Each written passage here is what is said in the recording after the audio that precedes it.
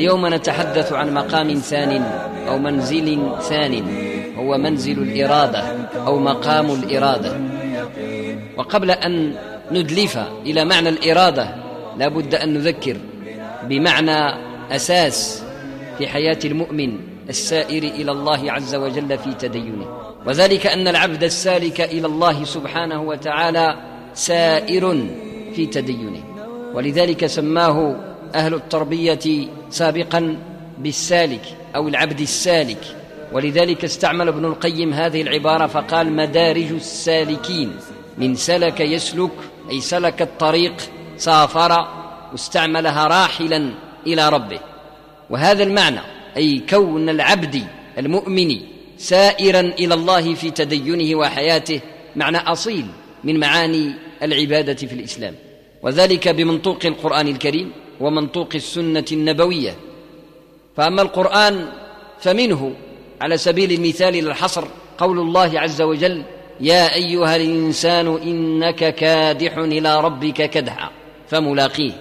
وهذه العبارة التي استعمل فيها اسم الفاعل فاعل كادح إلى ربك كدحا إلى غاية هي فملاقيه، تدل دلالة واضحة على أن الإنسان في حالة سير.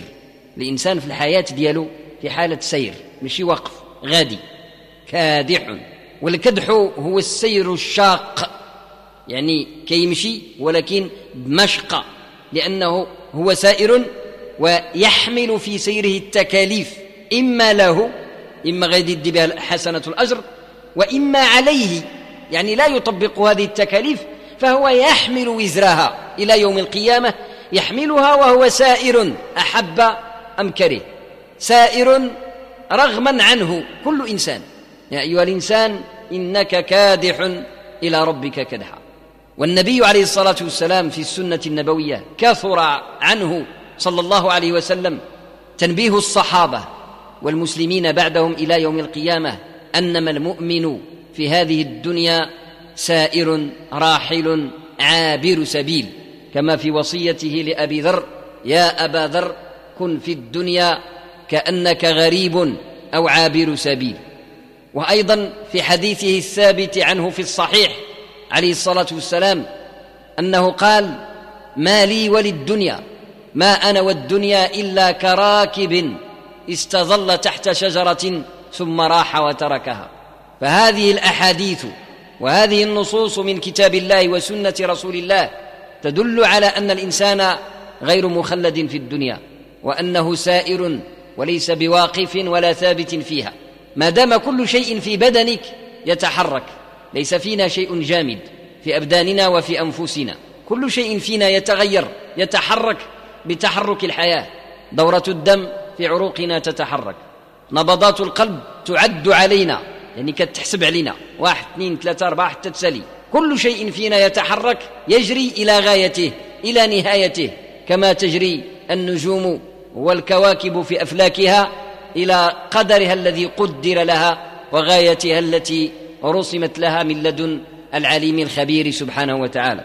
ما دام الأمر هكذا فإن المسلم إذن سائر إلى الله. إذا كان عابدا فهو سالك إليه عبر منازل العبادة. يعني الإنسان المسلم حينما يكون ملتزما بدينه حقا فهو إذن يمضي في حياته سيرا إلى الله، لكن ليس عن طريق العصيان بل عن طريق العبادة. واضح أن الدين ديالنا يحدثنا كثيرا على أن الحياة العملية في أعمال الإيمان والإسلام هي حياة سائرة إلى الله عز وجل. وأشهر دلالة في ذلك وعلى ذلك الصلاة ديال الإنسان عملية سفرية، فيها سفر، يسافر الإنسان من الدنيا من عالم الشهادة إلى عالم الغيب، بدءا بتكبيرة الإحرام حيث يودع الإنسان، وهذا المفروض، إذ يرفع يديه حذو منكبيه، يودع كل هموم الدنيا وكل مشاغلها ويستقبل عالم الغيب سيرا إلى الله عز وجل عبر معراج الروح، يترقى رتبة حتى يكون أقرب ما يكون إلى ربه وهو ساجد. وفي الحديث الصحيح: وأقرب ما يكون العبد من ربه وهو ساجد. أقرب، هذه العبارة ديال أقرب تدل على الأقربية، اسم تفضيل، يعني أنه كان في واحد المرحلة قبل منها قريب، والآن هو أقرب، وقبل قريب، قبل أقرب قريب، وقبل قريب بعيد. إذن قبل أن يكبر تكبيرة الإحرام كان بعيدا، حينما كبر بدأ يقترب، فإذا ركع صار أكثر اقترابا، ثم يقترب حتى يكون أقرب ما يكون وهو ساجد. إذن الصلاة هي سير وعملية سفرية يسافر فيها الإنسان، إلا أن هذا السفر سفر من الأدنى إلى الأعلى، معراج، تطلع في الدروج، معراج، تعرج إلى ربك عز وجل بروحك. وإن أحدكم إذا صلى يناجي ربه كما في الحديث الصحيح، ولا يناجي إلا القريب. هذه العبارة النبوية العجيبة، وإن أحدكم إذا صلى يناجي، لأن المناجاة لا تصح لغة ولا واقعا إلا بشرطين. وقاش نقولوا فلان يناجي فلانا؟ النجوى لا تكون إلا بين قريبين. ما يمكنش واحد جالس هنا وواحد لهيه في الطرف ديال الجامع كي يرمي له الكلام ويتسموا يتناجيان، لا، هذه ليست نجوى. النجوى حتى تكون محتك به، يجنبك لجنبه، عاد كتسمى نجوى، يتناجيان. فإذا هذا الاحتكاك، القرب، التقارب، ولله المثل الأعلى، فهو اقتراب بالمعنى، اقتراب الروح من مالك الروح، قرب شديد حتى كان أفضل مراحل الاقتراب، وأقرب ما يكون العبد من ربه وهو ساجد. فإذا المؤمن إذا صلى يناجي ربه، بمعنى أنه يكون قريبا جدا من ربه. هذا الشرط الأول ديال المناجاة. الشرط الثاني أنه لا يتناجى إلا حبيبان. ما يمكنش يكونوا جوج متدابزين واخا جالسين متلاصقين واحد حدا واحد وكيتكلموا بشويه ويتسموا يتناجيان. اذا كانوا متدابزين لا يسمى ذلك نجوى، وانما يتخاصمان، كيدبزوا واخا بشويه واخا بالسكوات. فمن شرط كون المناجاة مناجاة أن تكون العلاقة الرابطة بين الاثنين المتناجيين القريبين هي علاقة المحبة، وإلا لا يجوز في العربية أن نسمي مثل هذا الكلام مناجاة. خاص تكون أنت وصاحبك أحباب قراب لبعضكم وكتكلموا باقتراب، أنت قريب منه وقريب منك، وحديث المحبة بيناتكم، فيسمى ذلك مناجاة. وإن أحدكم إذا صلى يناجي ربه. فإذن العبادات كلها كالصلاة، صيام وصدقة وزكاة وحج وسائر أعمال البر تقرب العبد من ربه، تجعله أقرب فأقرب، كلما زاد كلما اقترب، إلى أن يكون أقرب ما يكون من ربه.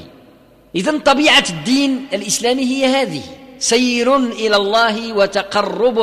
وفي الحديث الصحيح أيضا القدسي: وما تقرب إلي عبدي بشيء أحب إلي مما افترضته عليه، ولا يزال عبدي يتقرب إلي بالنوافل حتى أحبه. عبارة التقرب التي تتكرر تؤدي إلى المحبة، يتقرب ولا يزال يتقرب إلي حتى أحبه. فالتقرب إذن يوصل إلى المحبة، وبالمحبة تكون المناجاة. وإن أحدكم إذا صلى يناجي ربه. غاية العبادة في الإسلام أن ترحل إلى ربك عبر طريق يوصلك إلى المحبة. هذه الغاية ديال العبادة، حقيقة العبادة في صلاتك وصومك وصدقتك وسائر أعمال البر من أعمال الدنيا، لأن المؤمن يمكنه أن يحول كل أعماله الدنيوية إلى عبادات إذا استبطن نية السير إلى الله عز وجل. إنما الأعمال بالنيات. يمكن للمؤمن أن يعبد الله بتجارته، يمكنه أن يعبده بكل أفعاله الصالحات وبكل تروكه الصالحات. راه مشتهر عند الناس أن العبادة تكون بالأفعال فقط، لا، تكون بالأفعال وتكون بالتروك أيضا. حينما تفعل لله فأنت عابد لله، متقرب إلى الله، سائر إلى الله. وأيضا حينما تترك لله فأنت عابد لله، سائر إلى الله، متقرب لله. ومثال ذلك مثلا، وقد حدث علماء أصول الفقه خاصة عن هذا المعنى فقعدوا قاعدتهم المشهورة: التروك أفعال إن بنيت على المقاصد. التروك أفعال إن بنيت على المقاصد، يعني أن الإنسان من اللي يترك ما يديرش، إذا بنى هذاك الامتناع عن الفعل على نية ديال العبادة يكون كفعل العبادة، مثلا شخص تقدم إليه خمر فيرفضها، يأبى. شي واحد كيعرض عليه شي واحد قنينة ديال الخمر، أعز الله مجلسكم، وكيقول له لا اسمح لي.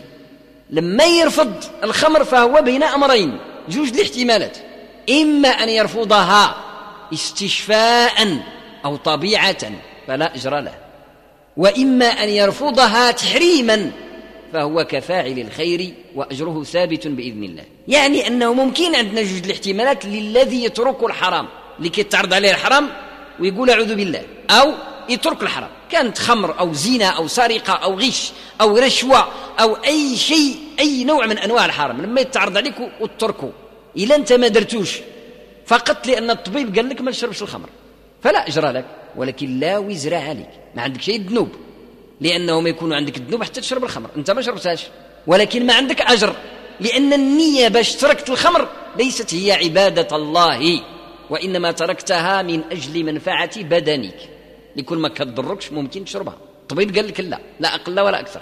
التارك المأجور إنما هو التارك لله، اللي كتعرض عليه الخمر يقول له لا حرام، ماشي لأنه الطبيب قال لي لا، لأن الله قال لي لا. فمن ترك لله هو كمن فعل لله سواء، يعني اللي ترك الحرام لله بحال دار صيام أو حج أو عمرة أو زكاة لله. التروك، هذا شرح القاعدة التي ذكرت، التروك إن بنيت على المقاصد أفعال، أو التروك كالأفعال إن بنيت على المقاصد. فممكن إذن أن يترك الإنسان الحرام استشفاء كما بينت الآن، قال له الطبيب الله، أو طبيعة. وأعلم أن كثير من الناس يتركون الحرام طبيعة، يعني ماشي لأنه يعبد الله، لا، يعني ما يشربش الخمر لأنه ما كيتذوقهاش، تجيه مرة ولا حمضة ولا زعيقة، لا أقل ولا أكثر، وليكون تجيه بنينة يشربها، فإذن هو يتركها لسوء مذاقها وليس لأنها حرام، فهذا لا أجر له، أيضا غير مأجور. هذا تركون هو والصفر سواء، هذا الترك هذا بحاله بحال الصفر. أما الترك الذي يترك فيه العبد الفعل لله الواحد القهار فهو عبادة مأجور على فعله. إذن هذا الاستطراد هو لبيان أن المؤمن سائر إلى الله بكل فعله، جميع الأفعال ديالك ممكن أنك توظفها في سيرك إلى الله وتقربك يوما بعد يوم إلى مقام الرضا ومقام الأنس بالله عز وجل. هذا تقديم لمعنى نريده، وذلك هو بيان معنى الإرادة، لأن تحدثنا عن التوبة وقلنا التوبة هي المرحلة الأولى ديال العبد السالك إلى الله، اللي بغى يقبض الطريق ديال الطاعة لله، لأن العبد هو قابض الطريق لله أحب أم كره. يا أيها الإنسان، ماشي يا أيها المؤمن أو المسلم، الإنسان كافر أو مسلم، يا أيها الإنسان إنك كادح إلى ربك كدحا فملاقيه، فإما هذه وإما الأخرى، فأنت تختار بين طريق الطاعة أن تسلك إلى الله عبر مدارج السالكين بين إياك نعبد وإياك نستعين كما عبر ابن القيم رحمه الله، وإما أن تسلك والعياذ بالله ليس بين مدارج ولكن بين مدارك الشياطين، نجانا الله وإياكم منها، لأن المدارج هي اللي كتطلع، أنت غادي وأنت تطلع، والمدارك هي أنت غادي وأنت تنزل، نسأل الله العافية، الدرك الأسفل. فإذن من هنا يتبين أن المؤمن حينما يختار أن يسلك إلى الله عبر مدارج الإيمان، عبر معراج الصلاح إلى الله، ينطلق من التوبة، وقد بينا ما يسر الله. ولكن التوبة العبد لا تثبت إلا بشروط. الإنسان باش يتوب ويثبت على التوبة دياله خصو واحد مجموعة من الشروط، هذه الشروط ملخصة، مجموعها ملخص في منزلة يجب أن يحققها مباشرة بعد توبته الكلية أو الجزئية إلى الله عز وجل. منزلة يعني درجة سميتها التوبة، باش تثبت على التوبة زيد درجة ثانية بعدها مباشرة، هي الدرجة ديال الإرادة أو منزلة الإرادة أو مقام الإرادة، سواء كانت توبتك كلية أو جزئية، لأن التوبة فيها جد من أنواع، توبة كلية وتوبة جزئية. توبة جزئية من ذنب من الذنوب، يمكن يكون الإنسان صالح يصلي، يعني خلط عملا صالحا وآخر سيئا فيتوب من السيء، هذه توبة جزئية. وقد تكون التوبة كلية، يعني والعياذ بالله بنادم اللي مفضي في خطرة، لا دين لا صلاح لا صلاة، يعني كل أمره شر. فحينما يعلن التوبة إلى الله وباب التوبة مفتوح إلى أن يمنعها الله عز وجل مما هو معروف في الحديث. فإذن حينما يتوب الإنسان إلى الله عز وجل يحتاج إلى مثبتات على التوبة، لأن الشيطان لعنه الله ما كيخليش التائب يبقى على التوبة دياله. إذا تاب من خمر لا بد مرة يذكروا بها، ويجيب له الشياطين صحابه يدقوا عليه في الدار، مالك فلان ما بقيتش تجي، ويهديوا ليه الخمر هدية باش يردوه للفساد، حتى إذا رجع ولا يخلص كل شيء هو. وهذا كثير في المجتمع نعرفه جميعا، في الخمر وفي الزنا وفي السرقة وفي الفساد وفي سائر أنواع المصائب والموبقات، نجانا الله وإياكم وعصمنا وإياكم منها. فإذا باش الإنسان يثبت راسه في طريق الصلاح ينبغي أن يدخل بسرعة مقام الإرادة لتكون توبته توبة نصوحة، ما بقيش يرجع بإذن الله عز وجل إلى طريق الضلال جزئيا أو كليا إلا أن يشاء الله. هذا الإرادة هي التي اشتق منها الصالحون قبله مصطلحا ما يزال مستعملا إلى اليوم، وهو مصطلح المريد. والمريد الذي نتحدث عنه هو المريد الحق، وليس الذي ضل بطرق الضلالات، إنما المريد الذي اتبع الطريقة الحق، طريقة الله عز وجل. وذلك قوله عز وجل مما قرئ قبله الآن في كتاب الله عز وجل: واصبر نفسك مع الذين يدعون ربهم بالغداة والعشي يريدون وجهه ولا تعد عيناك عنهم تريد زينة الحياة الدنيا ولا تطع من اغفلنا قلبه عن ذكرنا واتبع هواه وكان أمره فرطا. واصبر نفسك مع الذين يدعون ربهم بالغداة والعشي يريدون وجهه. الإرادة المطلوبة إنما هي المبنية أساسا على الاستمرار. المشكل الكبير اللي عندنا في الدين أو في التدين، يعني الممارسة الدينية ديالنا احنا، المشكل الكبير اللي عندنا هو الدوام، لأن الدين ديالنا ما فيه حتى شي حاجة ثقيلة إطلاقا. كلما ثقل عليك أمر أو شق عليك أو حارج كانت لك فيه رخصة. ما موجودش في الدين إطلاقا ولا مثال واحد شي نازلة من نوازل تقال على مولاها وربي ما عطاش فيها الرخصة. كل الشدائد كل الضرر كل الحرج مرفوع، وهذا من الكليات ديال الشريعة الإسلامية، من الأصول التعبدية ديالنا. ولكن الصعيب اللي عندنا في الدين هو الدوام على السهلة، حاجة سهلة ولكن فين هي صعيبة في الدوام عليها. ولذلك قال عز وجل: واصبر نفسك مع الذين يدعون ربهم بالغداة والعشي.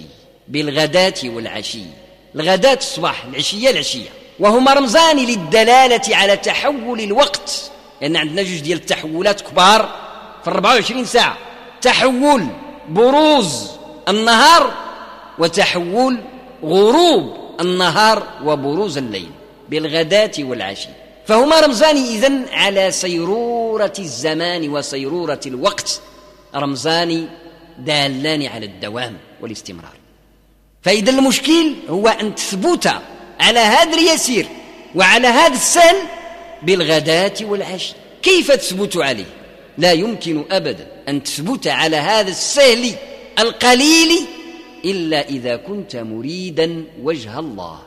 واصبر نفسك مع الذين يدعون ربهم بالغداة والعشي. ما صفتهم؟ شي الصفة ديالهم؟ يريدون وجهه. وهذا الأمر هو من أعمق معاني العبادة في الإسلام. حينما يريد العبد وجه ربه، ووجه الرب سبحانه وتعالى هو وجه الجمال والجلال والكمال. ومعلوم أنه ثبت في الصحاح أن خير ما يصل إليه العبد في الجنة أن يرى وجه ربه.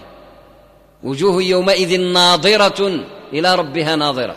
ناظرة بالضاد ما فيها شيء الشرطة، أي طرية نادية، بحال هذاك العود الريان اللي كيكون نابت حدا الماء، شجيرة نبتة جنب المجرى ديال الماء الحلو، يكون العود ديالها ريان، خضورة ديالها وارفة، النوارة ديالها زهرة، فتلك نضارة. والوجه الناظر أو الناظر هو الوجه الطري اللي كيمتلئ بالحيوية والشباب والنور، ولكن هذه الطراوة والنداوة اللي تكون في وجوه الصالحين يوم القيامة ليست ذاتية، ماشي طالعة من الدد ديالهم، لا، ولكن تلك النضارة إنما هي مرآتية، لأن تلك الوجوه النيرة هي كالمرآة. وجه المؤمن يوم القيامة كيكون وجهه بحال المراية، كيضرب فيه النور ديال الله سبحانه وتعالى، وله المثل الأعلى، فيعكس الوجه وجه المؤمن نور ربه، ويكون ناظرا بتلك الرؤية. وجوه يومئذ ناظرة إلى ربها ناظرة، لو لم تكن ناظرة إلى ربها لما نظر وجهها. فهذه النضارة هي بسبب تلك الرؤية السعيدة التي يثبتها في العقيدة أهل السنة والجماعة. ثم بعد ذلك في الحديث النبوي الشريف الصحيح المفسر لهذه الآية أنه النبي صلى الله عليه وسلم يحدثنا عن سوق الجنة، إن في الجنة لسوقا يأتونها، هذا طرف الحديث، بداية ديال الحديث، إن في الجنة لسوقا يأتونها كل جمعة، بما أن الله عز وجل حرم السوق عند النداء يوم الجمعة. في الدنيا حرام بنادم يعقد السوق نهار الجمعة وقت النداء. وقال العلماؤنا من المالكية وغيرهم كل بيع عقد بعد النداء فهو باطل يفسخ، أي بيع وشرية تعقدت ولو نكاحا وخزواج، العدول يعقدوا زواج وهو كيود النهار الجمعة، فذلك الزواج باطل. ردوا البال، فعلا لا يزوج أحدا ولا واحدة عند النداء يوم الجمعة، فذلك العقد باطل. فإذا كان ذلك كذلك، إذا كان هذا المعنى حاصل، أي عقود البيع والشراء والمناكحات وسائر ذلك باطلة أو فاسدة حسب اختلافات الفقهاء، وفي جميع الأحوال سيئة، عمرها ما تكون صالحة، فالله عز وجل عوض للصالحين، عوض لهم جزاء الامتناع ديالهم عن البيع والشراء نهار الجمعة، وجعل لهم في الجنة السوق كينعقد نهار الجمعة. وهذه السوق تعقد في كثبان، يعني في واحد الهضاب فيها يعني العلب أو بحال الجبال ديال الرملة، كثبان. ولكن هذه الرمال ماشي رمال حقيقية، بل هي رمال من المسك. قال النبي عليه الصلاة والسلام دائما في تتمة الحديث الصحيح: فتهب عليهم ريح الشمال، تجي ريح شمالية تهب، لأن ريح الشمال هي كناية في الذهنية ديال الإنسان العربي على الهواء طيب، كما نقولوا احنا في المغرب الغربي، الجزيرة العربية يقولوا الريح الشمال، كما نسجتها في المعلقة ديال المرئي القيس: من جنوب وشمال. الجنوب كتجيب لهم الحر الشوم، والشمال كتجي باردة مغربية الجزيرة العربية. فتهب عليهم ريح الشمال، ولكن ديال الجنة جايبة الغربي وجايبة الهواء الطيب.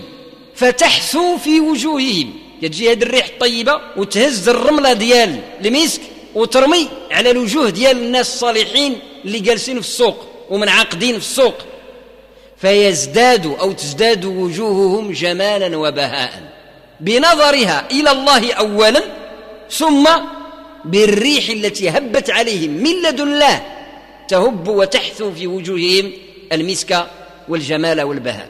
فيعودون إلى أهلهم، يرجعوا هذا الرجال إلى أزواجهم، فلما يراهم أزواجهم يقولن: والله لقد ازددتم جمالا. يعني اللي داخل الجنة كيكون زين خليقة، لأنه لا يدخل الجنة إلا الشباب، يعني وخا الإنسان يكون مات هارم ربي يبعث شاب إلى الجنة فيكون جميلا، ثم يزداد جمالا. والله لقد ازددتم جمالا. هذوك الناس من الرجال الصالحين اللي كانوا في السوق تهما كيقولوا لنساهم: وأنتن والله لقد ازددتن جمالا. تهما كيتبدلوا عليهم وكيوليوا أكثر جمالا وأحسن بهاء. وهذا كله إنما هو من هذا الخير وهذا الجمال وهذه البركة التي تهب على المؤمن بالرضا الذي يحصل له.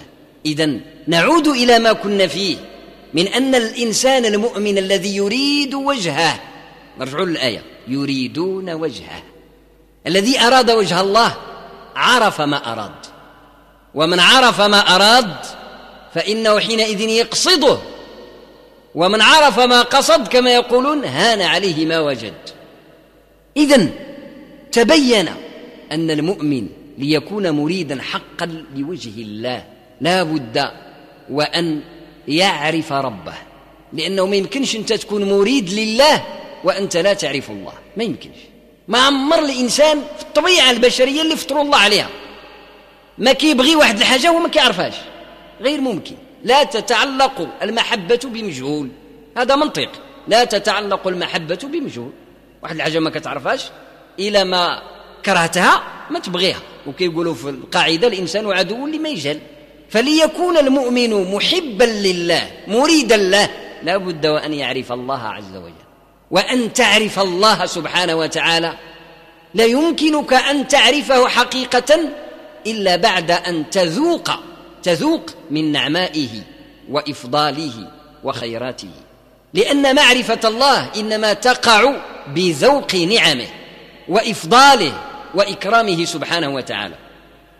نحن الآن في الدنيا نسير إلى الله عز وجل، إما أننا نعرف ديننا في سيرنا إلى الله عن طريق النصوص الكتاب والسنة العلم، وإما عن طريق التجربة الوجدانية. فأما ما يكون عن طريق النصوص فهو العلم، وأما ما يكون عن طريق التجربة الوجدانية فهو المعرفة. ولذلك فرقوا من قبل بين العالم والعارف بالله، فليس كل عالم عارفا بالله، وقد يكون العالم عارفا بالله وقد يكون العارف بالله عالما وقد لا يكون. إذن العلم علم النصوص وكيفيات العبادة. العلم واحد الأمور ولا واحد الحاجة اللي كان نتعلم بها كيفاش نعبد الله عز وجل بالنصوص والاستدلال والقياسات والأقيسة إلى آخره. أما المعرفة فهي إحساس قلبي، كما في الحديث عرفت فالزم، عرفت فالزم. فالذي عرف أي وجد بذوقه وقلبه معنى رحمة الله ومعنى فضل الله ومعنى كرم الله. فرق بين شخص يعد أسماء الله الحسنى كلها، هذا علم. واحد تقول له ما هي أسماء الله الحسنى يقول لك الرحمن الرحيم والمالك القدوس السلام تيكمل 99. وشخص يدرك هذه الأسماء كيقدر ما يعرضهاش كاملة وما يعرضهاش مرتبة، ولكن يدرك من الرزاق، لأنه من اللي كيجوع ويحس بأنه محتاج إلى الله عز وجل كي يرزقه، ثم يحصل له رزق ويطعم هذا الرزق يبدأ يأكله ويحس بالنعمة الإلهية، يحس بها في قلبه، فذلك أدرك ما اسم الله الرزاق، حس به ذاقه تذوقه وشعر بالقيمة دياله والمقام ديال الرب الكريم الرزاق سبحانه وتعالى. وبين إنسان مثلا نسولوه نقولوا له إلى مرض شكون اللي كيداوي يقول لك الله اللي كيشافي، هذا علم.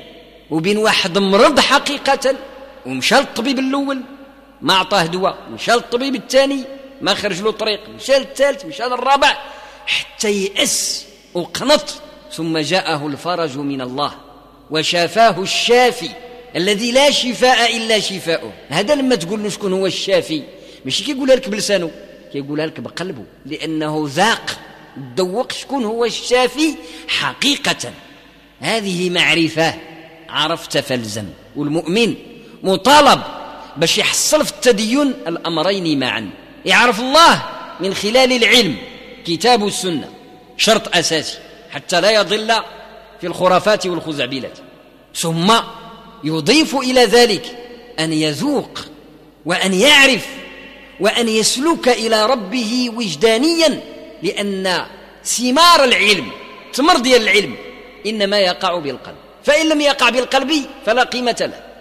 وذلك قوله عز وجل أفلا يتدبرون القرآن أم على قلوب أقفالها. فالتدبر الذي قد يبدو عملية ذهنية إنما قيمته لما يعطي ثمار قلبية، ولا قيمة لتدبر لا يوقد جذوة الإيمان في القلب، كي يولي حينئذ شكل بلا مضمون كالأعراب في إيمانهم.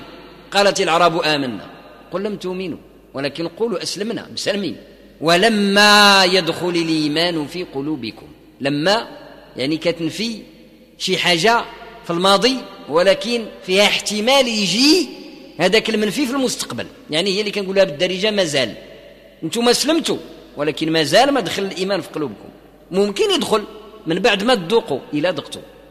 والدين الوسط، ونحن أمة وسط، وكذلك جعلناكم أمة وسطا، أن يجمع المؤمن كما عبروا من قبل بين الشريعة والحقيقة. فإنسان اشتغل بالنصوص فقط يتخشب قلبه، وهذه العبارة أستعملها شخصيا، يولي القلب ديالو بحال الخشبة، جاف خشن، لأن النصوص بدون تطبيق وجداني وبدون تجربة قلبية لا تعطي شيئا، لا تعطي شيئا، كمثل الحمار يحمل أسفارا. وكثير من الناس حافظين أطنان وقناطير مقنطرة من الكتب لا قيمة لهم ولا وزن لهم في الدين من حيث معاملاتهم. علاش؟ المعاملة منين تجي؟ من لين القلوب، من القلوب الرطبة. إذا كان القلب رطب معاملة تكون رطبة. فإذا كان يحفظ ويحفظ ويحفظ والقلب خاشن متخشب، إذن علمه وبال عليه وحجة عليه لا له. أما إن كان لا يتجاوز ما يحفظ حتى يتذوقه ويعمل به ويصغي إلى خطاب الله فيه، يا أيها الذين آمنوا يا أيها الذين آمنوا، ويشعر أنه معني في نفسه، راه مقصود هو واحد فرد من أفراد الذين آمنوا، فيستجيب لله، يستجيب لما يحييه إذا دعاه إليه الله ورسوله، فذلك مرجو له أن يجمع بين نصوص الشريعة وحقيقة التدين التي يسلوك القلب إلى الله عز وجل. إرادة الله التي تثبت العبد على توبته لا تكون إلا بتذوق ما الإيمان. الإنسان يتعلم يتذوق الإيمان شكون هو، يتذوقه بمشاهدة آثار رحمة الله في نفسه وفي الخلق وفي الآفاق، فإذا شاهد ذلك ذاقه حقا، وإلى ذاق يحب، لأنك حينما تذوق الشيء تعرفه، وإذا عرفته ووجدت حلاوته أحببته. وحلاوة الإيمان التي يتحدث عنها النبي عليه الصلاة والسلام لا تكون إلا بعد ذوق. إن الحلاوة شنو هي؟ الحلاوة هي شعور وجداني وتجربة خاصة لا تتعدد. يعني المعنى ديال هذا الكلام أن ما يمكنش شي واحد تعطيه الحلاوة اللي لقيتها أنت في الأمور المادية أو الأمور المعنوية، مستحيل. لا بد ليعرف ما الحلو وما درجة الحلو، لا بد له من أن يذوقه هو أيضا. كما أمثل مرارا بمثال، لو أنك أردت أن تشرح ما العسل لشخص لم يذوقه قط في حياته فإنك لن تستطيع. شي واحد إلا بغيت تشرح له العسل شكون هو؟ شي واحد نفرضوا عمره ما ذاق العسل، جابتوا القدرة في شي منطقة الله أعلم به عمره ما ذاقه، وجبتوا له ليدو ووريتوا له في قرعة، ها هو هذا العسل، كتولدوا النحلة وراح حلو، شرح حتى تعيا ما غاديش يعرف اطلاقا، ما يعرفوش، يعرفوا في حالة واحدة، نهار تعطيه واحد المعلقة ويذوق، لما يذوق غادي يعرف العسل شكون هو. قبل أن يذوقه يستحيل استحالة مطلقة أن يعرف ما العسل وسائر الأمور الذوقية، الحلاوة والملوحة وكل الذوقيات ما يعرفهاش إلا بعد ذوقها، نسميتها الذوق. من هنا قالوا إن الذوق تجربة فردية، يعني لا تتعدد، ما يمكنش نشرح لك الذوق ما هو، كما قال الغزالي رحمه الله: فكان ما كان مما لست أذكره فظن خيرا ولا تسأل عن الخبر، في إشارته اللطيفة. يعني يتحدث عن تجربته الدينية الوجدانية، يقول لك هذه الأمور لا يمكن نشرحها، والذي يمكن هو شرح الطريق إليها، كيفاش تدير باش تذوق، لا أقل ولا أكثر. أما أن يعطيك الثمرة مستحيل. سير أنت بدك قطف الثمرة، بكي على مولاك وتوب إلى مولاك، وحاول أن تتذوق نعماء مولاك في نفسك وفي الحياة، وبعد ذلك تدرك ما أسماء الله الحسنى، ما الرحمن وما الرحيم وما الملك وما القدوس وما السلام وما المؤمن إلى آخر الأسماء، غادي تدركها إدراك وجداني، لأن الدين ديالنا هكذا داير، هكذا طبيعته في الدنيا وفي الآخرة. الدين تجربة فردية قبل أن يكون جماعية، فردية أولا ثم جماعية ثانيا، ولكن فردية بالأساس كالموت. كما قلت من قبل، لا يمكن أن يموت الناس بصورة واحدة، لأن الله عز وجل قال في القرآن الكريم كل نفس ذائقة الموت، ذائقة. فما دام أن الموت ذوق فلا يتعدد. وعمر شي واحد ما يقدر يقول لك هاكي درت مت، مستحيل. ولا شي واحد يعرف الآخر صاحبه وخامته بجوج كيفاش دار هذاك مات وكيفاش دار هذاك مات، ولو كانت الوسيلة واحدة وخامته بطريقة واحدة. كل واحد واش داروا الله عز وجل في موته. الله أعلم بسكرته، ما حجمها وما شكلها وما حرها. الله أعلم بما وجد، لأن الموت وجد، في حاجة كتلقى وتحس بالإحساس. فرب ميت في موته وهو كيموت يجد ريح الجنة، كما قال الصحابي أخبر رسول الله أني أجد ريح الجنة. تضرب في الجهاد صحابي جليل وهو كيموت، مازال ما كملت الموت ديالو، كيقول لصاحبه سير خبر سيد النبي صلى الله عليه وسلم قول له راني كان نشم الريحة ديال الجنة، إني أجد ريح الجنة. ورب شخص وجد غيرها، نسأل الله العافية من غيرها.